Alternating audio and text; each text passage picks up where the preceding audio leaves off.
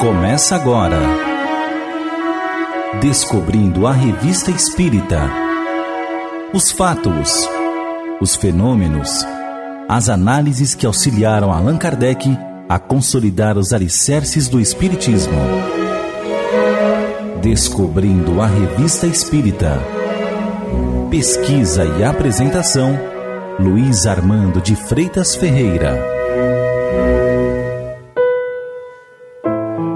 1868 registrou vários fatos curiosos na história cada vez mais agitada da humanidade.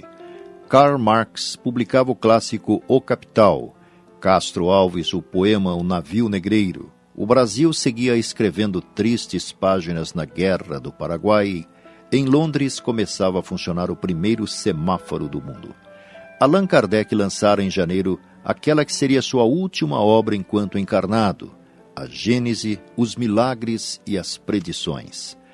A Revista Espírita continuava sua trajetória de importante meio de divulgação da evolução do Espiritismo em vários países, bem como da evolução dos conceitos e ideias analisados e comentados pelo codificador.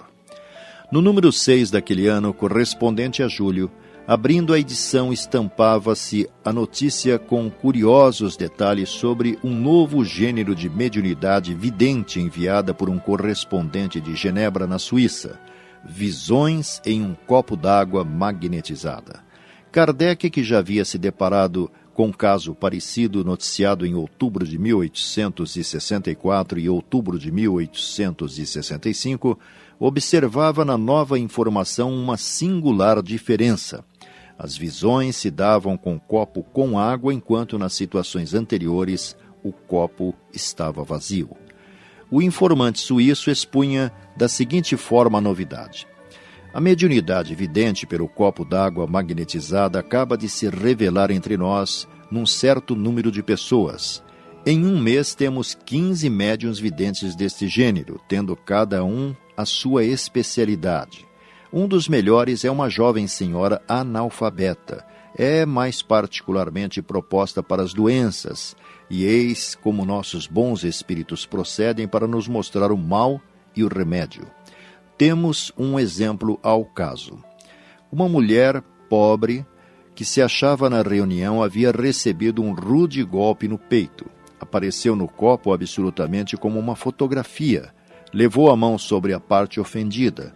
A senhora V.C., o médium, viu a seguir o peito se abrir e notou que havia sangue coagulado no lugar onde tinha sido dada a pancada. Depois tudo desapareceu para dar lugar à imagem dos remédios, que consistiam num emplastro de resina branca e um copo contendo benjoim. A senhora ficou perfeitamente curada depois de haver seguido o tratamento. Quando se trata de um obsedado, o médium vê os maus espíritos que o atormentam. A seguir aparecem como remédio o espírito simbolizando a prece e duas mãos que magnetizam. Temos um outro médium, cuja especialidade é ver os espíritos. Pobres espíritos sofredores, muitas vezes, nos têm apresentado por seu intermédio cenas comovedoras para nos fazer compreender as suas angústias. Um dia evocamos o espírito de um indivíduo que se havia afogado voluntariamente. Apareceu perturbado na água, não se lhe via senão a parte posterior da cabeça e os cabelos meio mergulhados na água. Durante duas sessões foi-nos impossível ver-lhe o rosto. Fizemos a prece pelos suicidas. No dia seguinte, o médium viu a cabeça fora da água e foi possível, pelos traços, reconhecê-lo como parente de uma das pessoas da sociedade. Continuamos nossas preces e agora o rosto tem a expressão do sofrimento, é certo, mas parece retomar a vida.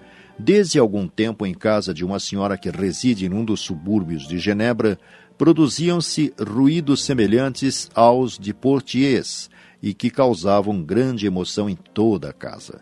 A senhora, que absolutamente não conhecia o espiritismo, tendo dele ouvido falar, veio nos ver com seu irmão, pedindo para assistir às nossas sessões. Nenhum dos nossos médiuns os conhecia. Um deles viu em seu copo uma casa em cujo interior um mau espírito punha tudo em desordem, mexendo os móveis e quebrando a louça. Pela descrição que fez, aquela senhora reconheceu a mulher do seu jardineiro, muito má em vida e que lhe tinha dado muitos prejuízos. Dirigimos ao espírito algumas palavras benevolentes para o trazer a melhorar-se nos sentimentos, e à medida que lhe falaram, seu rosto tomava uma expressão mais suave. No dia seguinte fomos à casa dela e à noite foi completado o trabalho da véspera. Os ruídos cessaram quase que inteiramente depois da partida da cozinheira, que parece servia de médium inconsciente àquele espírito. Como tudo tem sua razão de ser e sua utilidade, penso que tais ruídos tinham por objetivo trazer aquela família ao conhecimento do espiritismo. Agora, eis o que nossas observações nos ensinavam quanto à maneira de operar. É preciso um copo liso, bem igual no fundo. Põe-se água até a metade, magnetizando-a pelos processos comuns, isto é, pela imposição das mãos e, sobretudo, pela extremidade dos dedos, à boca do copo, com o auxílio da ação contínua do olhar e do pensamento. A duração da magnetização é de cerca de 10 minutos da primeira vez, depois bastam 5 minutos. A mesma pessoa pode magnetizar vários copos ao mesmo tempo. O médium vidente ou aquele que quer experimentar não deve magnetizar o seu próprio copo, pois gastaria fluidos que lhe são necessários para ver. Para a magnetização é necessário um médium especial, e para isso há os dotados de um poder mais ou menos grande. A ação magnética não produz na água qualquer fenômeno que indique a sua saturação. Feito isto, cada experimentador coloca o copo à sua frente e o olha durante 20 ou 30 minutos no máximo, por vezes menos, conforme a aptidão. Esse tempo só é necessário nas primeiras tentativas. Você ouviu Descobrindo a Revista Espírita. Pesquisa e apresentação, Luiz Armando de Freitas Ferreira.